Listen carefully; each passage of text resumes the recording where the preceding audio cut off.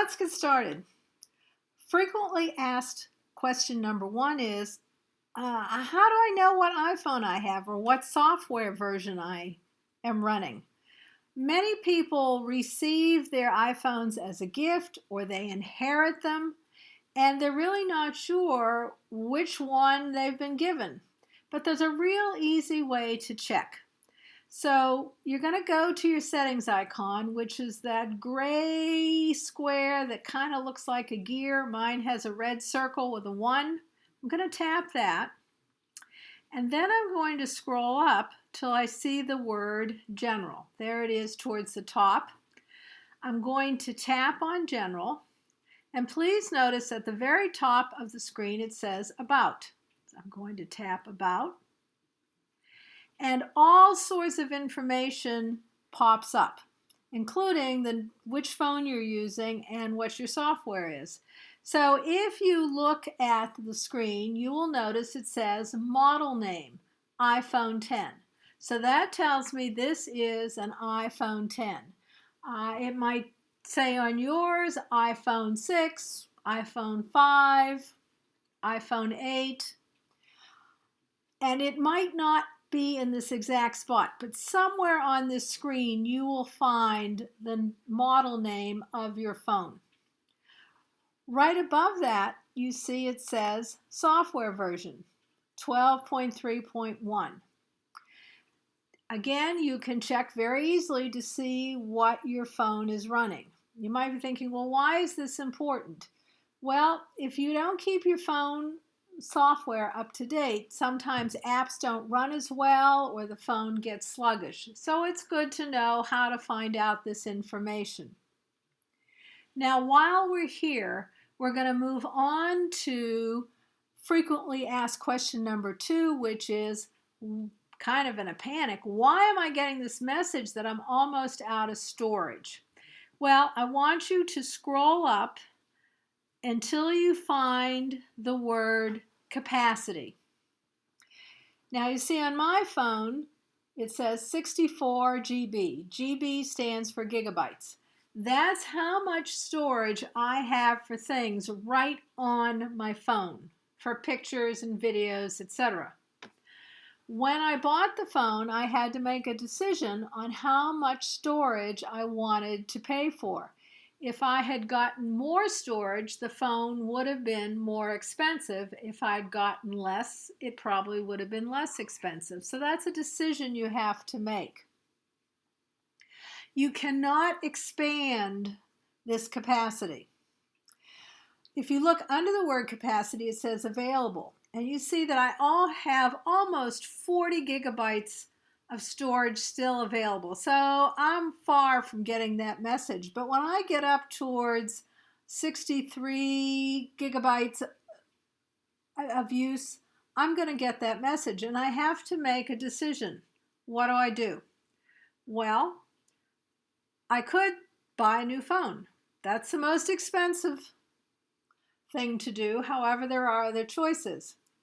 You can go in and you can delete pictures that you don't want. You can delete videos you don't want. You should go through your apps and see which ones you're using and which ones you're not, and deleting the apps you're not using. And you can also move some data to the cloud. And we'll talk specifically about the cloud in question number 3. Those are all choices you have to make. And if you have an older phone with only 16 gigabytes, this is something you really have to pay attention to and think about the music and the videos and the pictures that you are keeping on your phone, because those are what suck up memory.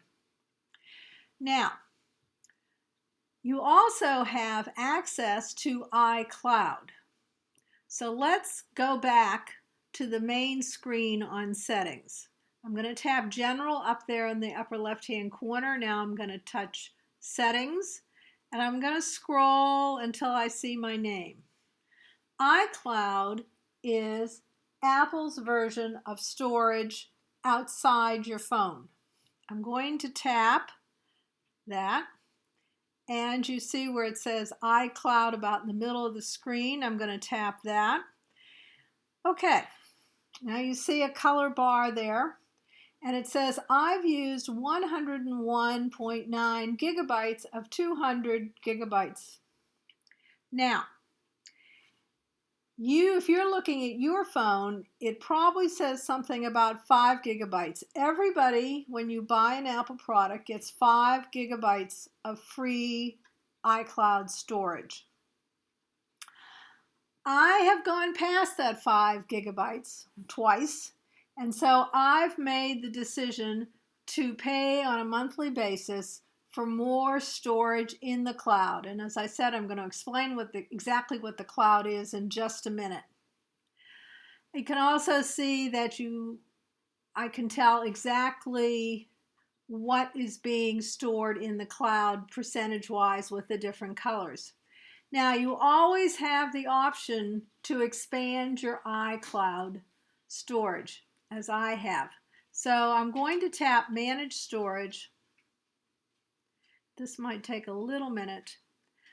All right. And there you see the option to change the storage plan.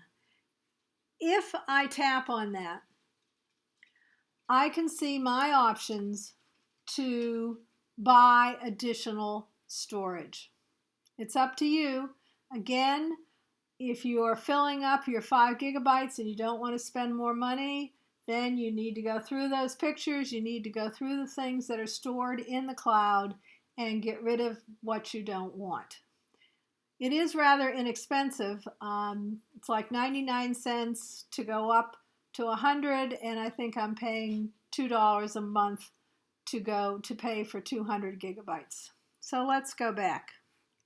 So just again to reiterate, when you get that storage message, read it carefully, and is it talking about storage on your phone or is it talking about iCloud storage?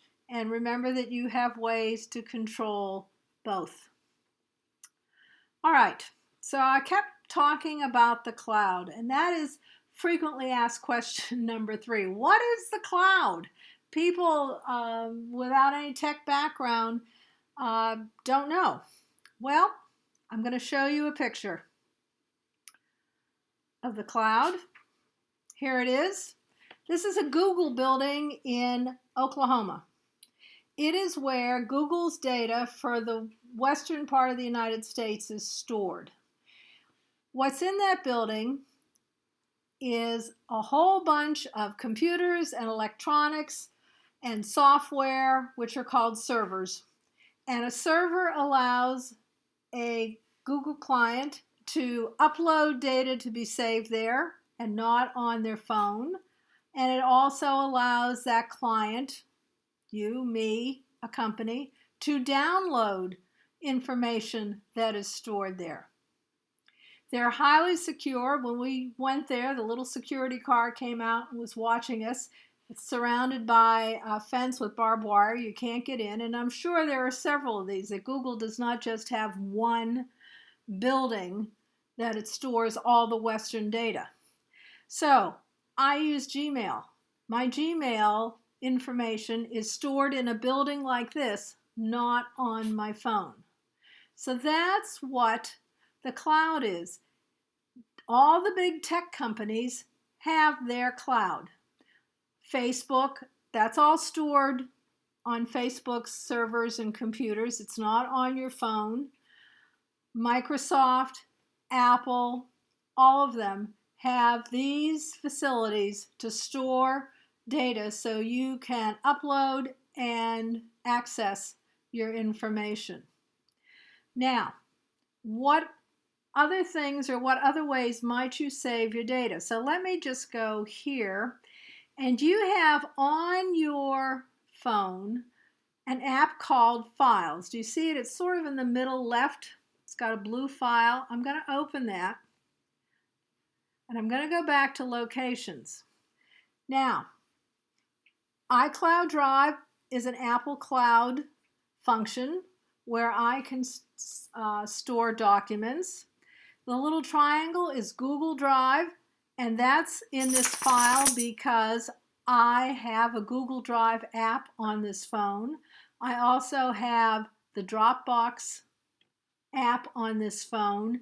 If you open your files, you may only see iCloud Drive unless you have downloaded other apps from different companies.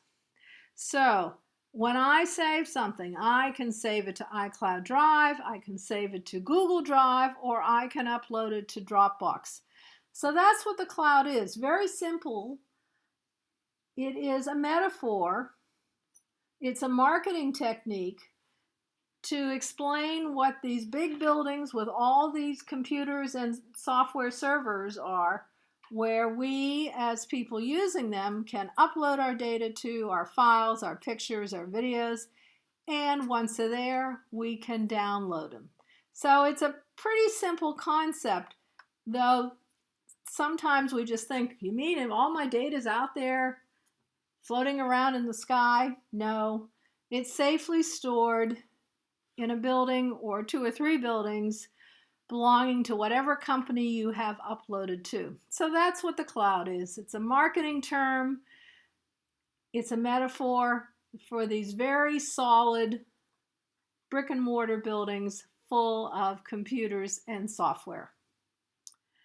All right, let's go back. So if you've had your phone for a while, you've got lots of things on it. So if I just scroll through mine, you see I have lots of apps, and sometimes I don't remember where I've put them. So I want to do a search of my phone. So if I swipe to the right, my finger is swiping to the right, and I get this screen. And way up at the top in light blue, it says search. So if I am looking for a particular app, like,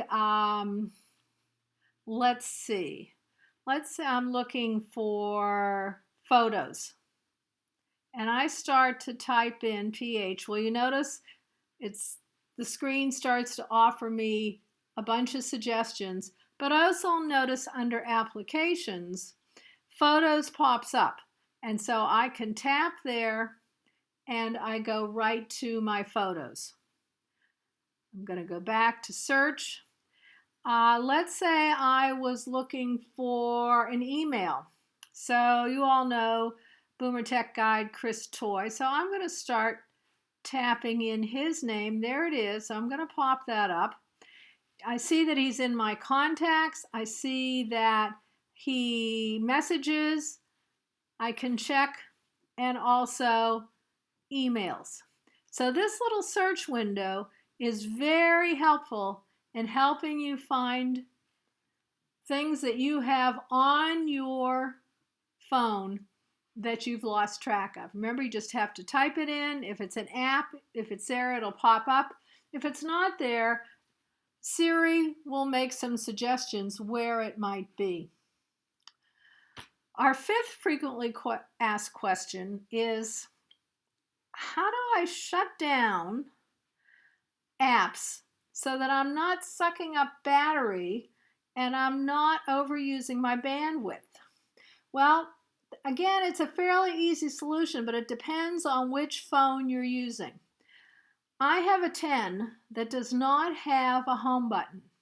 So what I have to do, and sometimes if I don't get my finger placed just right, it doesn't work. So we'll see. I'm going to put my finger down below the dock, and I'm going to slowly move up until I see something like this. And then these are all of the apps that I have open. So I am probably sucking up more battery juice than I need to. The way I close them, I'm not deleting them, I'm simply closing them so they're not using battery or bandwidth. I'm just flicking them up, just like that. Now, if you have a phone with a home button, it's a little easier. All you have to do is go tap, tap twice quickly on your home button, and you will get that same screen with the apps that are open, and you just flip them up. So that's how you close an app. And quite frankly, this is something you should do what I say and not what I actually do myself, because I'm terrible about taking time to close my apps. We really should close them every night because you don't need them all running. Some of them do take a lot of battery. So those are the 5 frequently asked questions that we often see in our workshops or in our adult ed classes. I hope you will come back for our next video, and thank you for stopping by.